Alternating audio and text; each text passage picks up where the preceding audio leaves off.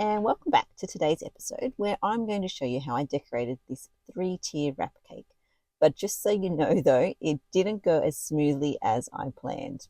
I did make a couple of mistakes during this cake, so please bear with me and you'll see what I mean. One huge takeaway from this is that I never leave things to the last minute because sometimes things just take so much longer than you plan. Hi everyone, I'm Yvette, owner of Enchanted Cakes by Yvette. And whilst I've had the pleasure of creating hundreds and hundreds of wedding and celebration cakes, my focus is now to help you master the basics of cake decorating so you too can go on enjoy creating your own cakes. So before we start, go and hit that subscribe button and the little bell next to it so that you don't ever miss a new episode. To start this cake, I've covered my 3 individual cakes with white chocolate ganache. All my cakes are always both layered and covered with ganache because I believe it's the most stable filling to use.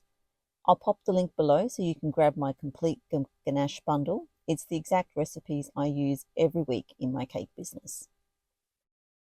Now with this particular design, it's a little different to most stacked cakes.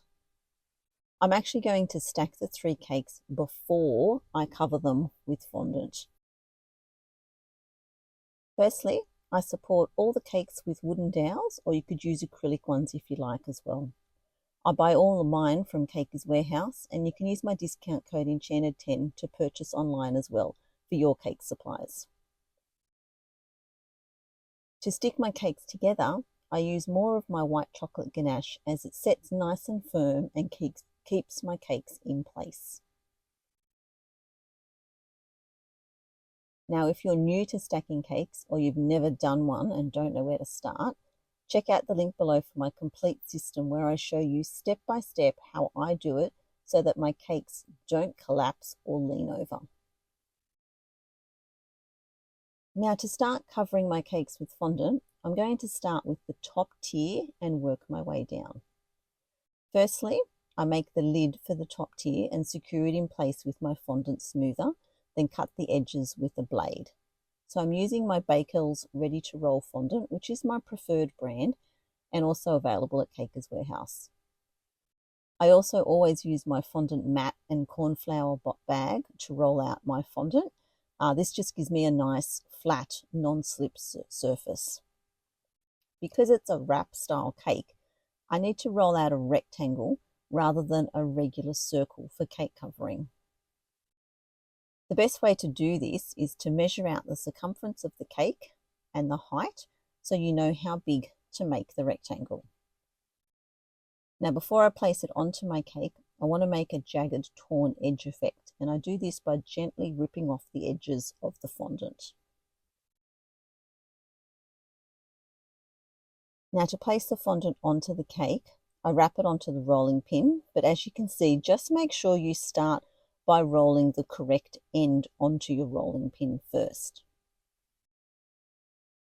I also want the bottom edge of the fondant to cover the top edge of the middle tier, so make sure you allow enough height in your fondant for this effect. Use your hands and work quickly to secure the fondant onto the ganache. I've moistened my cake a little with water first, just so it's tacky so the fondant will stick to it.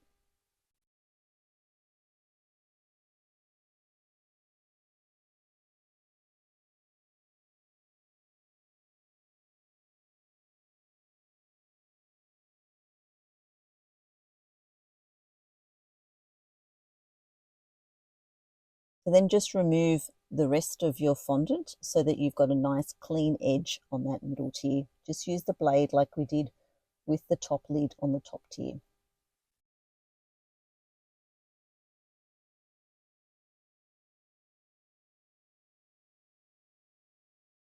Next I move on to the middle tier, so I roll out some more fondant, roll it up to put it onto the cake, and here's my first mistake when I then realize that I've made it too short and it doesn't fit all the way around the cake. So much for measure twice, cut once. So I had to pull it off, re-roll it out, and place it back on the middle tier with the same process as the top tier. So then we move on to the base tier. And you think I would have learnt with the middle tier, but as you can see here, this time I actually didn't make the fondant tall enough to cover the entire side of the cake with the extra height for that torn edge on top. So once again, I had to take the fondant off, re-roll it and reattach it onto the cake. So I did learn, definitely. Thankfully, whenever I plan covering my cakes or any process in my cake making, whether it's the ganaching, the covering fondant, the decorating, I always make sure I have plenty of time. The last thing you want to be doing is making a mistake and not having enough time or feeling stressed that you can't fix it easily. So with this particular design, always check that the front placement of the fondant is in alignment so that you can see where the overlaps of your fondant are to make sure they look nice and balanced. Finally, the last touch on this cake is to paint the gold edges of the torn edge. Now I use a nice wide flat brush and gold dust mixed with Baker's Booze from Colour Mill. Again, these are all available from Caker's Warehouse, both in the shop and online. So to recap, stack your cakes before you cover them in fondant, then start the covering process from the top tier down using the wrap technique, and then finally finish off with some gold highlights. Now before you go, don't forget I'll leave the link for the ganache I use under all my cakes. It covers both dark and white chocolate, and also the link to see exactly how I create my tall and stacked cakes from the beginning right through to when they're fully stacked.